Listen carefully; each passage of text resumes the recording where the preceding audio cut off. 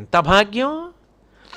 కాబట్టి దానికి ఒక చిన్న ఉదాహరణ నాకు జ్ఞాపకం వస్తోంది, అది మీతో పంచుకునే ప్రయత్నం చేస్తాను.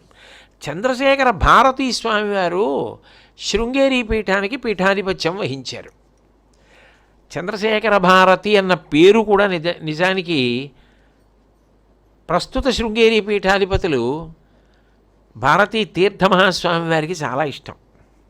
అందుకే ఆయన ఉత్తరాధికారికి విధుశేఖర భారతి అని పెట్టారు. విధు అంటే చంద్రుడు, విధుశేఖర భారతి అంటే చంద్రశేఖర భారతి. అంటే అభినవ విద్యాతీర్థ మహాస్వామి వారికి గురువుగారు, పూర్వాచార్యులు, పరమ గురువుగారు, మహావిరాగి, వివేక చూడామణికి అంత గొప్ప వ్యాఖ్యాన గ్రంథం చేశారు అని. ఆయన ఇప్పుడు శంకరాచార్యులు వారి వాంగ్మయంలో ఒక అక్షరం మనం మార్చలేమంటుండేవారు.